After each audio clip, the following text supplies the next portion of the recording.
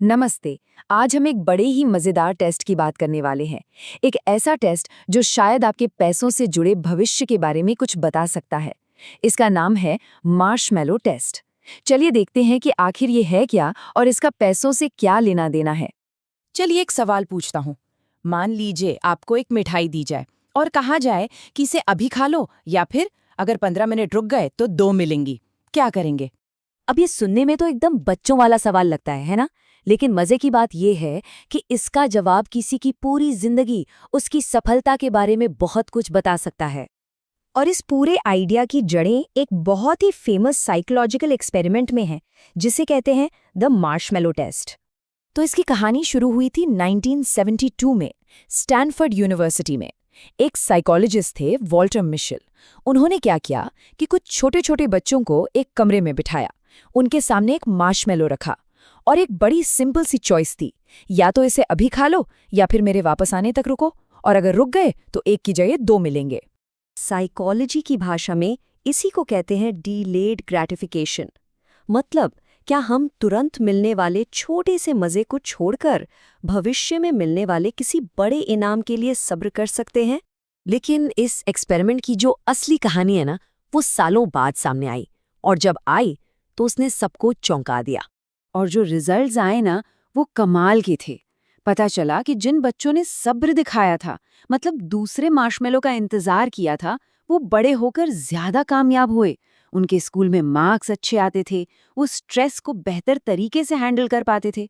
अरे इतना ही नहीं, वो फिजिकली भी ज्यादा हेल्दी थे। तो जाहिर सी बात है, ये कहानी सिर्फ मार्शमैलो की नहीं है। ये है सेल्फ कंट्रोल, यानी आत्मनियंत्रण को साधने की कहानी। और ये एक ऐसी स्किल है जो हमारी जिंदगी के हर हिस्से पर असर डालती है। तो ठीक है, ये कैंडी वाली कहानी तो समझ आ गई, पर इसका हमारे पैसों से, हमारी जेब से क्या कनेक्शन है? चलिए इसको हमारी रोज की जिंदगी के हिसाब से देखते हैं। अब जरा आज के हिसाब से सोचिए। एक तरफ है आज ढेर सारी शॉपिंग करके नए कपड़े खरीदने की खुशी, और दूसरी तरफ है उन्हीं पैसों को बचाकर 10 साल बाद यूरोप घूमने का सपना। है ना मार्शमैलो टेस्ट? या फिर इसे देखिए, हर हफ्ते बाहर रेस्टोरेंट में खाना, या फिर उन्हीं पैसों को इन्वेस्ट करके 5 साल पहले रिटायर हो जाना। चॉइस हमेशा हमारे सामने होती है। या फिर रोज की वो महंगी कॉफी, क्या वो ज्यादा जरूरी है? या उन्हीं पैसों से अपने या अपने बच्चों के लिए एक अच्छी यूनिवर्सिटी की डिग्री का सपना पूरा करना? अच्छा, अब अगर ये सब सुनकर लग रहा हो कि भाई अपने में तो इतना सेल्फ कंट्रोल नहीं है, तो टेंशन लेने की कोई बात नहीं। सबसे अच्छी बात पता है क्या है? ये कोई सुपर पावर नहीं है, ये एक स्किल है। मतलब इसे सीखा जा सकता है। चलिए देखते हैं कैसे।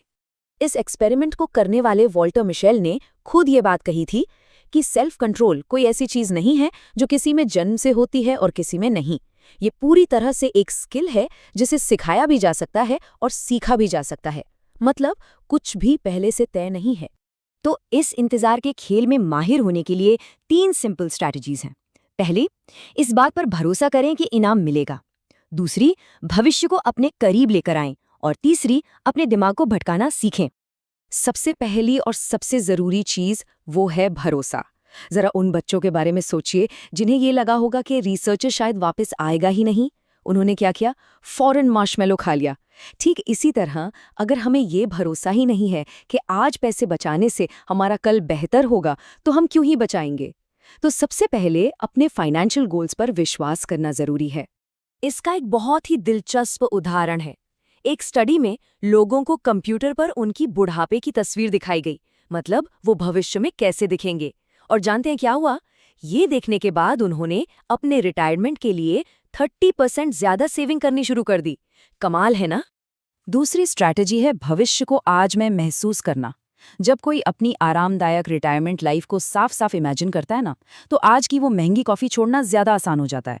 बस अपने 70 साल के वर्जन के बारे में सोचिए और फिर खुद से पूछिए, क्या ये छोटी छोटी चीजें वाकई उतनी जरूरी हैं?